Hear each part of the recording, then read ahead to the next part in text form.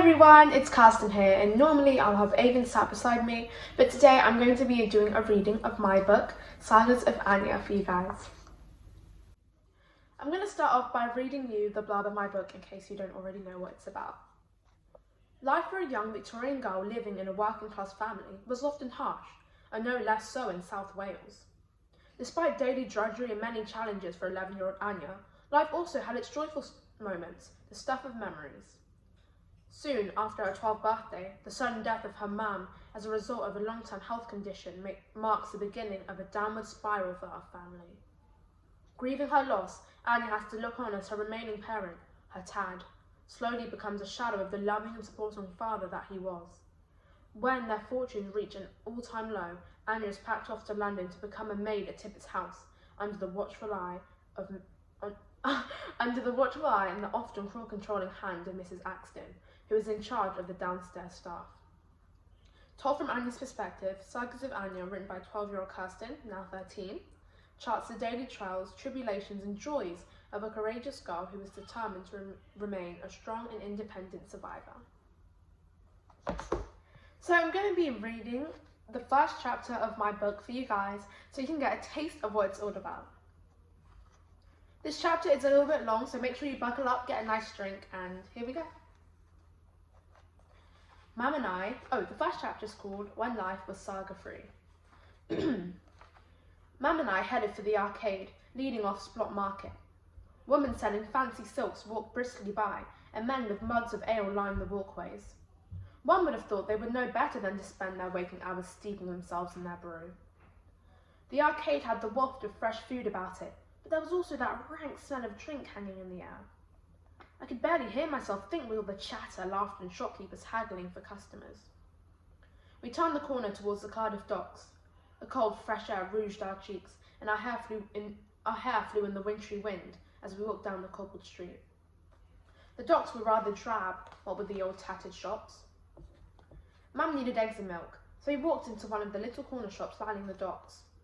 There were shelves of fruit, dairy products and vegetables. At the opposite end of the shop, a middle-aged man sat sprawled on a brown leather chair. He had light brown hair so scraggly I could have mistaken it for straw. The man held a cup of ale in one hand and a sack of money in the other.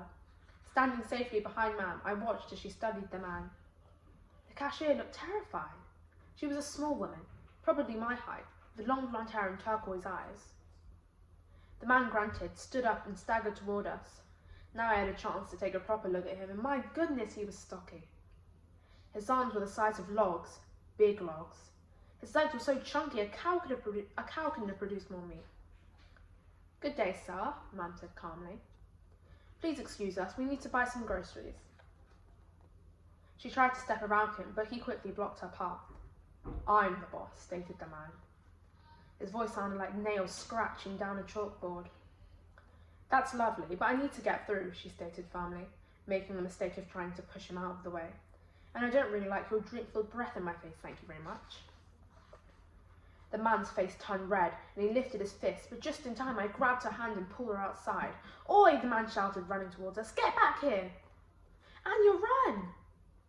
Mum commanded, as if that wasn't my first instinct. We ran like our lives depended on it, which they did, in fact. Turned corners, ducked into alleyways, and hid behind stalls, but the man kept close on our tail. The other end of the docks were in sight. I could see the water gleaming in the sun. Soon I realised we were heading straight for the water, but we just kept going. I stopped at the very edge, but Mum didn't. "Mum, watch out!" It was too late. She plunged into the water, and I watched in horror as her body sank down into the murky depths. I woke up, gasping for air. I touched my face. It was wet. I wasn't sure if it was sweat or tears. I ran into Mum and Tad's room, sobbing. "Anya dear, whatever's the matter with you?" asked Tad, sitting up. "The gangster, Tad. I had a nightmare and he was..." Tad held me close as I narrated the events of my nightmare. "You know that night I saw that horrible man. It was very late, Anya. Nothing like that can or ever will happen to you." But you said he was evil and a brute and violent and..." "Don't get yourself into a state, Anya. It was just a silly dream, that's all." I hugged Tad for a few minutes before returning to my room and slipping back into my bed. Tad had told me stories about the notorious gangster who roamed the streets of Cardiff in the dead of night. It was as dark as Egypt, Tad would start, and I was hurrying back home. The wind was tugging at me, but I ploughed through it. I heard footsteps coming from the alleyway and started to increase my pace. The footsteps grew louder and faster, and when I turned around, there he was. The brute, the demon. It was none other than Bron Lewis. He stared at me with coal black, empty eyes.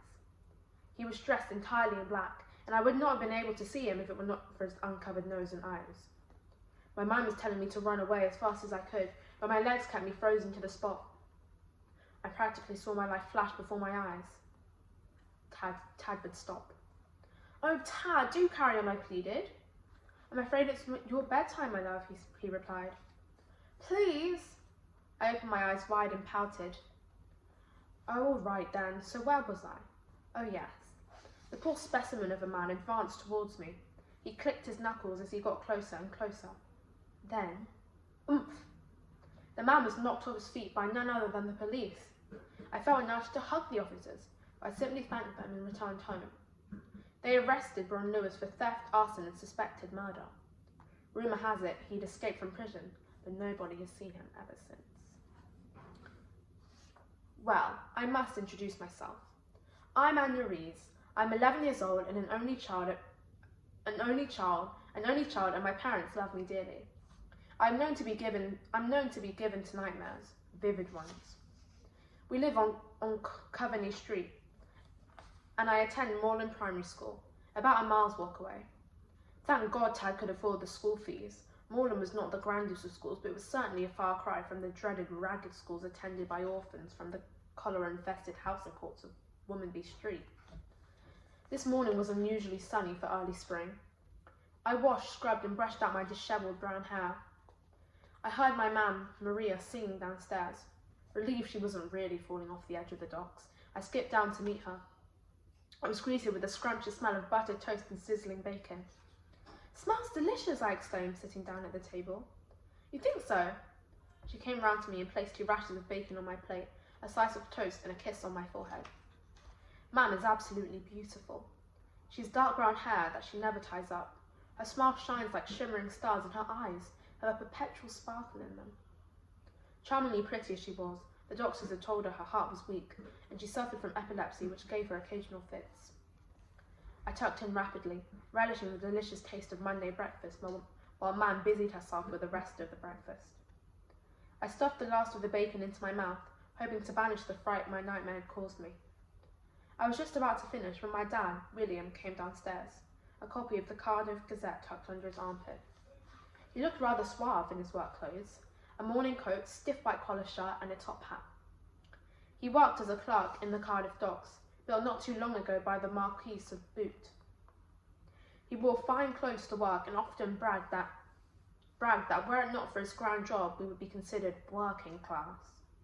Not that being a middle-class clerk earned him any more than a fishmonger in Trinity Street Central Market. Mam would sometimes quit when she was cross. "You do look most handsome, Tad," I complimented him as he sat down at the table. "Thank you, my dear," he offered as he snatched the last bit of toast from my plate. "Hey!" I declared, slapping his arm softly. Tad chuckled and stood up from the table. "I had better be going. I'm already late as it is. Think I might have overslept." Mam kissed him and I covered my eyes. I never wanted to get married. "See you later, my sweet," she called to Tad as he walked through the door. "Off we go. Get your coat and satchel." Mam and I set off, arm in arm, walking briskly and sharing funny memories of Tad's quirks and antics as we took the shortcut at the bottom of Marion Street. "Hello, lovelies," greeted old Mo with her crookedly loving smile. "Hello, old Mo," I said. "My, you do look well today, Moa," Mam complimented old Mo, using her full name. "Oh, come off it, Maria. You know I ain't my full name. Moa, Moa, Moa. The more I say it, the worse it gets." Mam laughed. "Where's Pat?" "Gone off on one of her adventures for some yarn, I suppose. Not sure how far she'll get since she's blind as a bat and as dumb as a dodo. She's a roaring fire in her stomach, I'll give it that." "What are you knitting, Mo?" I asked. "Just a shawl for a lady over on Constellation Street. She was all prim and proper too. La-di-da, la-di-dee. I was shocked she wanted someone as filthy looking as me to sew her shawl, though I will modestly admit I am the best of the best, Mo boasted. Oh, Mo, I giggled. You do make me laugh. As true as she was, Mo had not been so lucky with her children. She was Irish, with a seafaring husband who rarely came home. I remember when she had her tiny twin babies. Rumour has it Mo was so poor they had died from the cold, harsh winter. Her eldest son, Thomas, fell in with the wrong crowd and before he knew it was in the Usk jail. The next eldest was Gwenllian. She was a year older than me. She'd been sent to the workhouses last year when Mo struggled to feed even that one extra mouth. Mo missed Gwenllian dreadfully. You could tell by her gloomy face and glassy eyes. So she took up knitting as an escape, and over the years had gotten rather good at it. Pat was also in the knitting business, which is how they had met. They had been inseparable ever since. Pat's birthplace was Cardiff, unlike Irish Mo, and was very old, although she was mad enough to claim to be in her 20s. At the school gate, the other woman stared and tutted at Mam, saying, "Look at her, she's as flat-chested as a slice of bread, and she's hardly got any bosom on her." I think she noticed, but she chose not to make anything of it. She kissed my forehead a second time. "Have a good day, my angel." "Have a good day at work," I replied. She kept a part-time job at a small cottage, where she would sew dresses whilst I was at school. Our school building was ancient, with crumbling bricks, leaking roofs and floorboards with holes in them. There was a chalked-out hopscotch and snakes and ladders area in the playground and benches for the older pupils to sit and chat.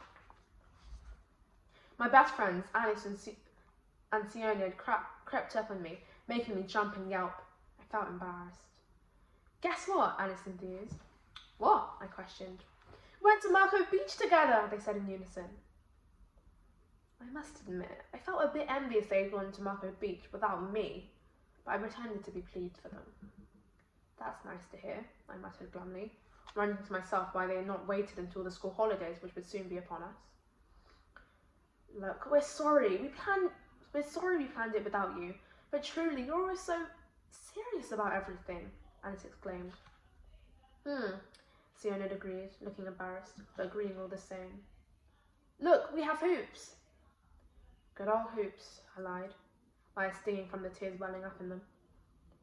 After what felt like decades of silence and nervous glances between Alice and Sione, I offered a way out. "Well, we'd better get to class," and I ran into the school. The whole school met in the main hall to pray. The first lesson was a girls-only lesson, sewing. I wasn't sure which was worse, the teacher or the lesson itself. Miss Evans taught it and she was absolutely horrid. Once, I had packed a small bag of clothes rocks to share with Alice and Sione. We ate some during break, but decided to eat the rest if we got bored during afternoon lessons. Of course, we had to have sewing. Alice psst to get my attention. She pointed to her mouth and then at me. Checking Miss Evans wasn't watching, I reached slowly into my pocket and took out my bag of clothes rocks. Turning around, I reached out my hand to Alice when Anya Rees, her aggravatingly level voice called quick as a flash. I whipped my head around and stuffed my clothes rocks back into my pocket. "What do we have here?" Miss Evans asked as she walked over to me at a slow pace. "Nothing, Miss Evans," I lied. It did not look like nothing to me, Anya Rees. She wore a sinister smile as she yanked the bag of clothes rocks from my pocket. "What is this, Anya? Sweets? In my classroom?" "No, Miss Evans," I stated untruthfully.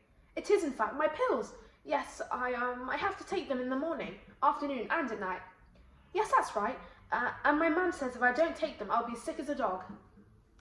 "Is that so?" Miss Evans mused. "I shall not lie if I want to go to heaven," I asserted, even though I was not religious. "I see. So may I ask why you were passing your pills to Alice?" Miss Evans was standing directly over me now, and I could feel her disgustingly warm breath down my neck. "Well, I scratched my head. "You see, Alice wanted some too, because she's sick. Isn't that so, Alice?" Everyone turned round to look at Alice, who went a rather dark shade of crimson. "No." I stared in complete shock at Alice. I felt betrayed. Miss Evans turned to face me. So let us see what is really inside this bag, shall we? That spiteful woman tipped my whole bag of clove rocks onto the floor. I'd saved up for so long to buy them, now nearly half of them are gone. Come up to the front, Anya. Oh, I'd never been punished physically in school before, and I was afraid today was that day. Unfortunately, I was right. She took out a wooden ruler from her drawer, yanked my hand towards her, and whacked the ruler onto my knuckles 10 times.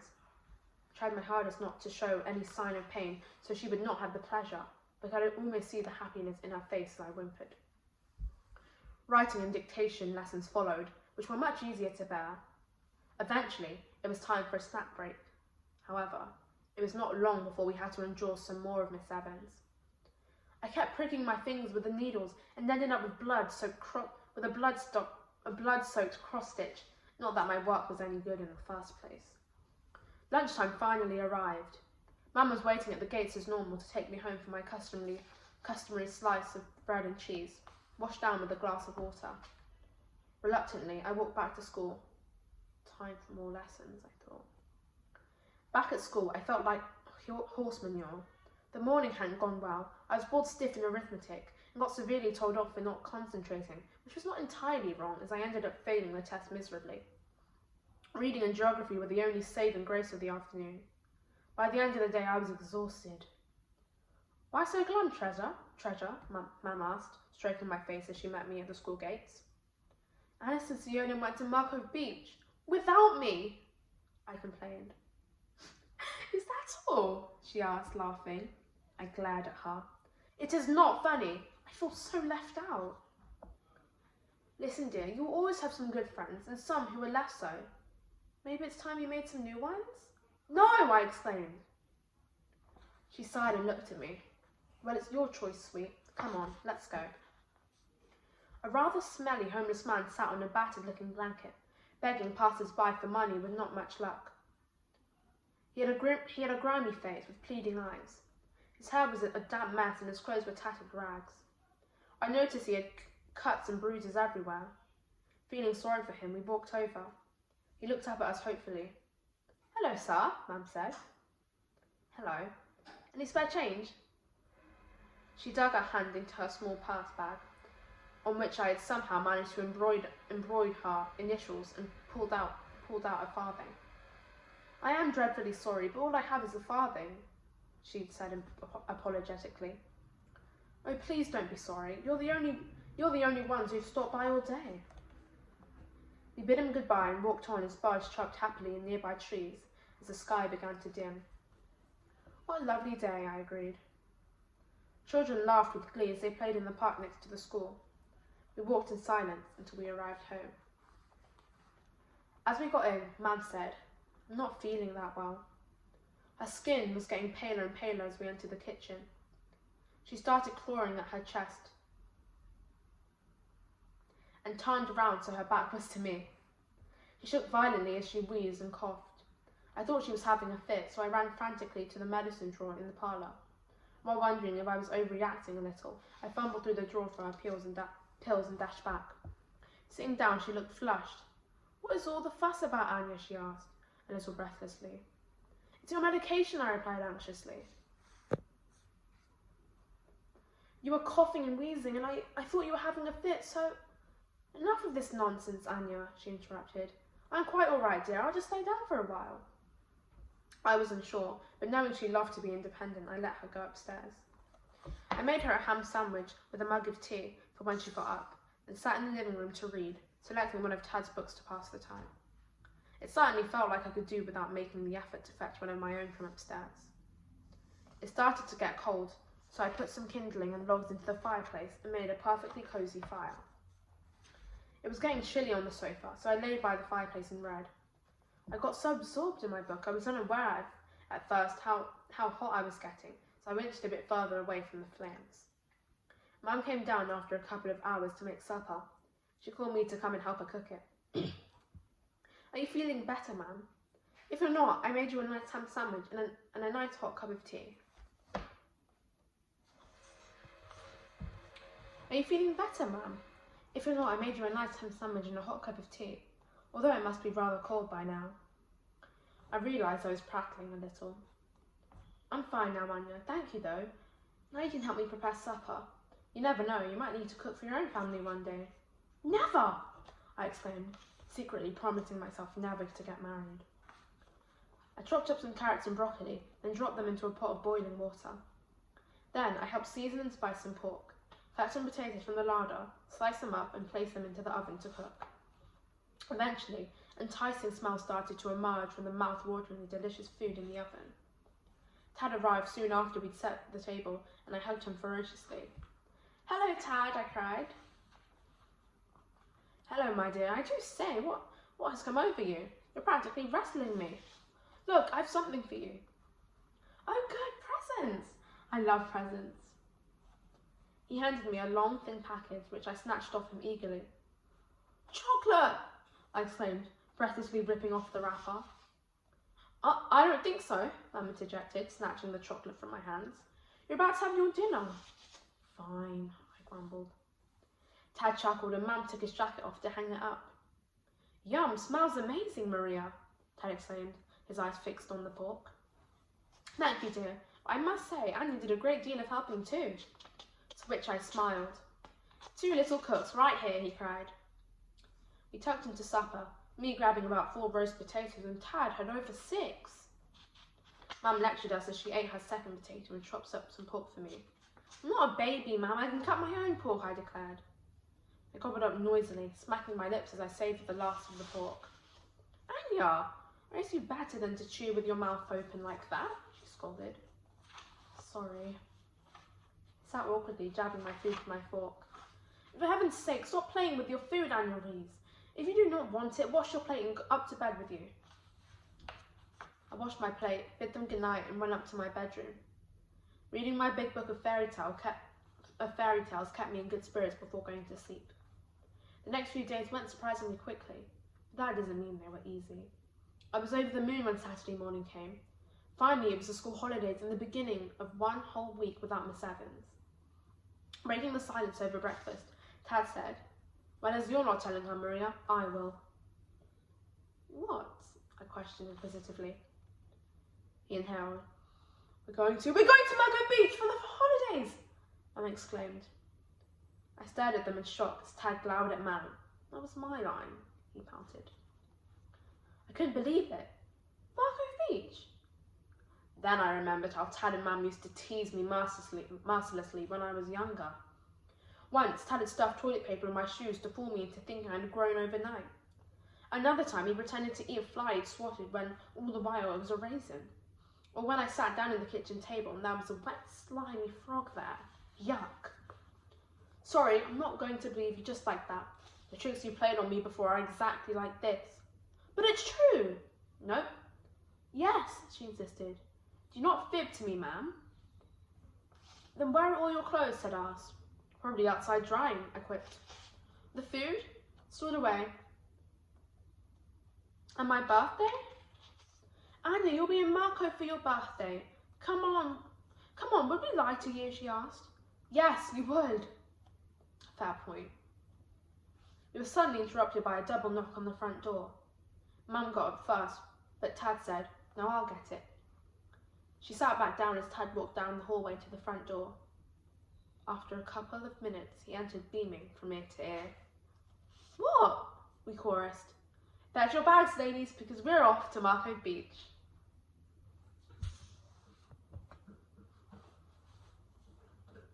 So that's the end of my reading from my book here, Sagas of Anya.